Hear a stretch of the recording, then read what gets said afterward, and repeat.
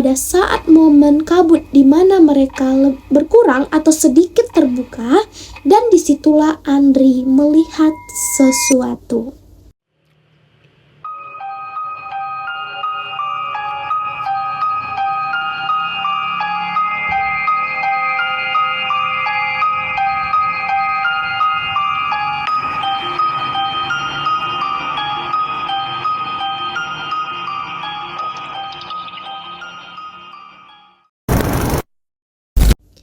Assalamualaikum warahmatullahi wabarakatuh.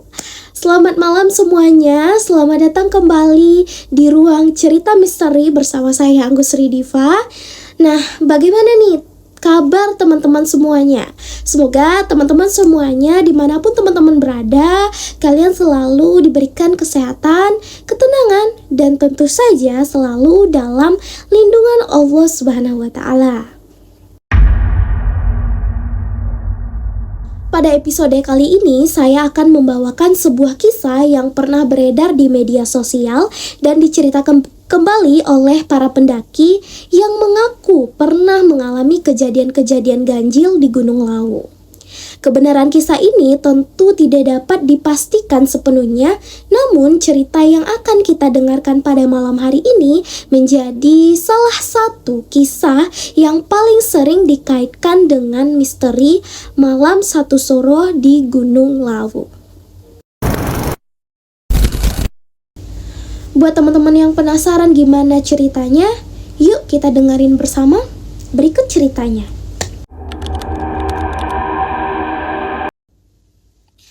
Malam ini kita akan melangkah jauh ke perbatasan Pulau Jawa Tengah dan Jawa Timur.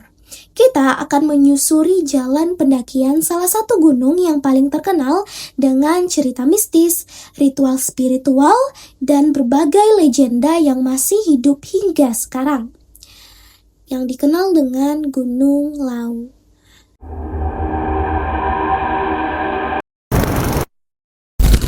Nah, bagi para pendaki, Lawu ini adalah gunung yang indah dengan jalur yang menantang dan pemandangan yang memukau. Namun, bagi sebagian masyarakat setempat, Lawu ini bukan hanya sekedar gunung. Ada juga banyak kisah yang dipercaya hidup di balik kabut, hutan, dan berbatuan yang membentang di sepanjang jalurnya. Konon, pada malam-malam tertentu, terutama ketika malam satu suro tiba, suasana Gunung Lawu menjadi sangat berbeda. Banyak pendaki yang mengaku merasakan kejanggalan.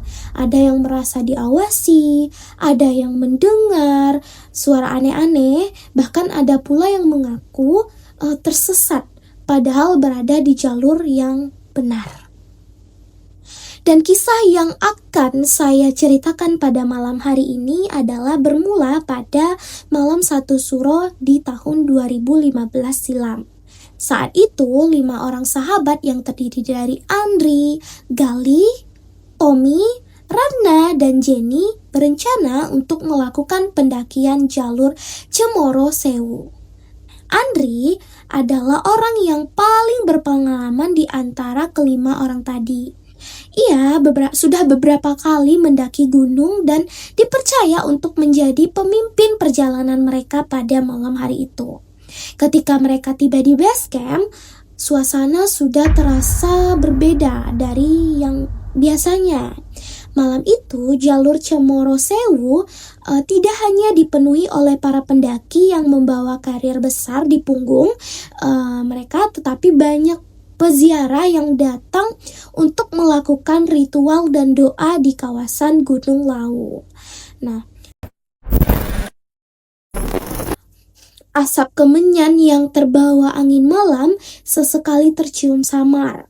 Udara dingin menusuk ke kulit. Entah mengapa pada malam itu mereka merasa lebih berat dibandingkan malam-malam lainnya atau pendakian-pendakian sebelumnya. Namun seperti kebanyakan anak muda yang sedang bersemangat untuk melakukan sebuah petualangan, mereka tidak terlalu memikirkan hal tersebut. Mereka mengabaikannya saja. Nah, namun setelah memeriksa perlengkapan dan berdoa bersama, kemudian sekitar pukul 7 sore atau malam, mereka mulai mendaki jalur pendakian. Nah, kemudian awalnya semuanya itu berjalan biasa saja, normal-normal saja. Mereka melewati pos 1 tanpa ada kendala apapun sampai akhirnya mereka sampai ke pos 2. Namun ketika mereka sudah sampai ke pos 2 dan ingin ke pos 3, mereka mulai merasakan ada kejanggalan atau keanehan yang mereka rasakan. Nah, Andri yang berdiri paling depan sebagai pemimpin, dia tiba-tiba berhenti dan diam. Ia mengarahkan senternya ke sebelah kiri dan kanan jalur. Lalu dahinya berkerut. Bingung. "Sebentar," ucap si Andri. Teman-teman ikut berhenti dan mereka kaget. Ratna yang di belakang pun bertanya, "Kenapa, Andri?" Andri tidak langsung menjawab. Ia kembali menyoroti senternya ke kiri dan ke kanan jalur yang mereka lewati. Nah, ia mengarahkan senter ke sebuah pohon tumbang yang berada di sebelah kiri jalur. Nah, kemudian ia berkata dengan suara pelan kepada teman-temannya, "Kalian ngerasa ada yang aneh nggak?" "Aneh apa?" tanya Galih, teman Andri. Nah, Andri menelan ludah. Lihat pohon lihat pohon ini, ucapnya. Ini maksudnya adalah pohon yang dia senterkan tadi. Pohon tumbang ini, Galih mengarahkan senternya juga ke pohon tumbang yang disebutkan Andri. "Kenapa emangnya?" kata Galih. Andri kemudian menghela nafas panjang. "Menurutku kita sudah melewati ini beberapa kali." Dan semua pun terdiam dan memikirkannya juga. Andri melanjutkan, "Aku nggak tahu kenapa, tapi aku yakin kita sudah melewati pohon ini. Ya, pohon yang sama ini sudah lebih dari 3 kali. Nah, kemudian mereka pun bulu kuduknya tiba-tiba merinding dan tiba-tiba merasa aneh gitu. Bulu kuduk Galih pun langsung berdiri. Nah, saat itu Jenny yang sedari tadi memilih untuk diam, akhirnya ikut bicara. Nah, sebenarnya kata si Jenny, "Sebenarnya aku sudah ngerasa begitu juga dari tadi." Ratna pun menoleh kepada Jenny. "Kamu juga?" ucap Ratna. Jenny pun mengangguk pelan. "Aku kira cuma perasaan aku saja." Suasana pun menjadi semakin tidak nyaman. Mereka semua merasa ada yang aneh dan mereka pun merasa ketakutan. Andri kemudian melihat jam di tangannya. Begitu melihat layar jam digital itu, wajahnya langsung berubah nih. Mereka berubah pucat. Pukul 2 pagi. Rupanya di jamnya itu sudah pukul 2 pagi. Semuanya terkejut karena mereka ngerasa baru berjalan beberapa jam saja, belum lama. Namun kenyataannya waktu itu sudah menunjukkan pukul 2 pagi dini hari. Nah, gimana gak takut nih? Udah tengah malam banget, malahan udah mau pagi. Nah, jika perhitungan mereka, seharusnya itu mereka sudah mendekati pos 3. Nah, sejak tadi ya seharusnya karena sudah beberapa jam. Tetapi mereka masih berada di tempat yang sama, yang dekat pohon-pohon yang tadi sudah mereka katakan. Kabutnya yang semakin tebal, udaranya pun sudah semakin dingin, hutan pun semakin malam sangat terasa sunyi, tidak ada suara jangkrik ataupun tidak ada suara burung malam atau seperti suara-suara pada umumnya di dalam hutan. Nah, hanya ada suara napas mereka sendiri. Mereka berlima tentunya. Andri pun berusaha untuk tetap tenang. Ia tahu kalau dia panik, ini hanya akan memperburuk keadaan mereka. Nah, Andri pun mengucapkan kalau pegang pundak teman di depan kalian, ucap Andri. Nah, semua langsung mengikuti instruksi Andri karena Andri tadi adalah yang memimpin. Jangan ada yang lepas, kita akan jalan terus, jangan ada yang tertinggal. Mereka pun kembali berjalan. Nah, sekian lama vegetasi mulai berkurang. Nah, misalnya seperti pepohonan besar yang mereka lalui dari tadi sudah mulai menghilang dan berganti dengan hamparan bebatuan serta padang yang terbuka luas. Andri yang sadar mereka sudah mulai memasuki kawasan yang dikenal banyak orang sebagai pasar setan.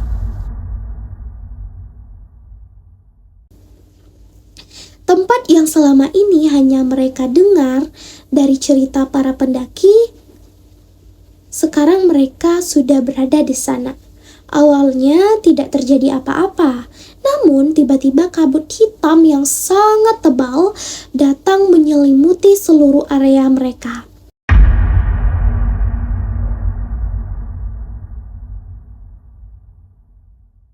Nah, jarak pandang mereka menjadi sangat pendek, bahkan sampai tidak terlihat. Lalu mereka mendengar suara-suara samar, pelan, dan seperti bisikan yang terbawa oleh angin malam. Tetapi perlahan suara itu berubah menjadi lebih ramai.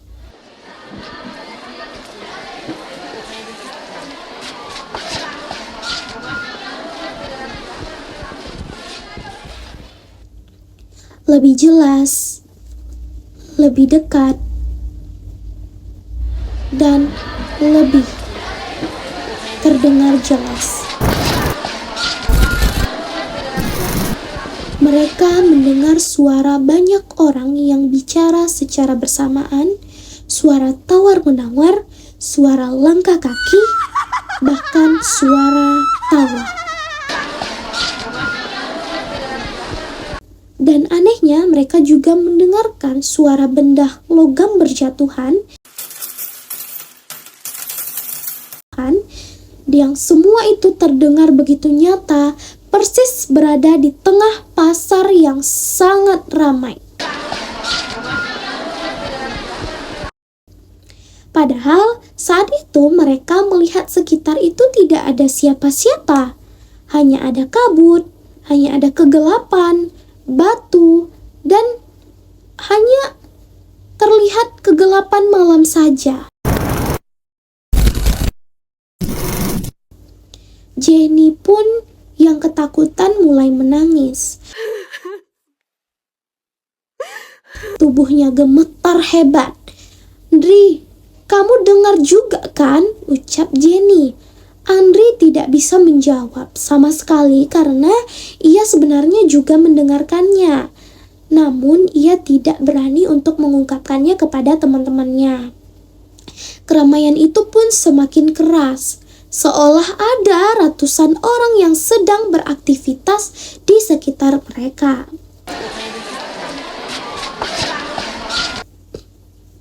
Nah, Andri kemudian berkata dengan nada yang tegas, "Dengerin aku." Semua menoleh ke arah Andri. "Nah, jangan ada yang lepas pegangan," ucap Andri kepada 4 orang temannya. Semua teman-temannya itu pun mengangguk dan menyetujuinya. "Pejamkan mata kalian setengah, baca doa apa yang kalian hafal," ucap Andri. Suara pasar itu pun masih terdengar, bahkan suaranya itu semakin jelas dan dekat.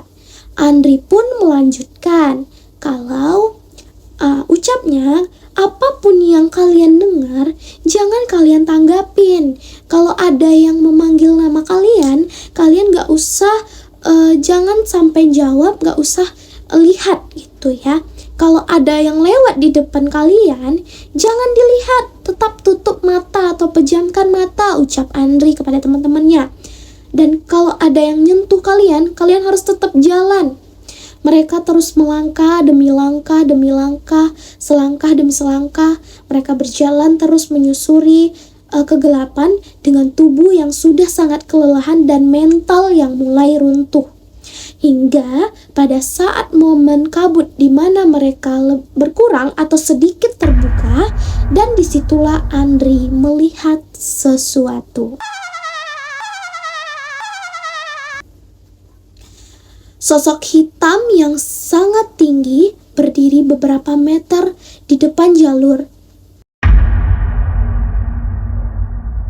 Tepat di depan Andri, di mana tubuhnya sangat besar, hitam. Dia tidak bergerak seperti sedang mengawasi mereka. Namun, yang membuat Andri merinding adalah sepasang mata merah yang menyala dari balik kegelapan itu yang menatap mereka berlima atau di arah depan mereka. Nah, mata itu menatap lurus ke arah mereka berlima. Nah, Andri tidak berani berkata apa-apa kepada teman-temannya. Ia pun hanya mempercepat jalan atau langkahnya. Nah, sementara teman-temannya yang di belakang pun tetap berjalan sambil memegangi pundak teman-temannya gitu. Mereka juga menundukkan kepala dan selalu berdoa saat berjalan tersebut. Suara pasar gaib pun masih terdengar. Sesekali mereka mendengar nama mereka dipanggil. Andri, Gali, Ratna, Jenny, dan Tommy. Suara itu datang dari berbagai arah. Dekat, jelas, dekat di telinga kalian. Dekat di telinga mereka. Seolah berbisik tempat di samping telinga mereka. Suara itu datang dari berbagai arah, sangat dekat. Seolah berbisik tepat di samping telinga mereka. Malam yang terasa begitu panjang bagi mereka berlima, tidak ada yang tahu berapa lama mereka akan berjalan di dalam kondisi yang seperti itu. Sampai akhirnya di mana cahaya kemerahan mulai muncul dari ufuk timur.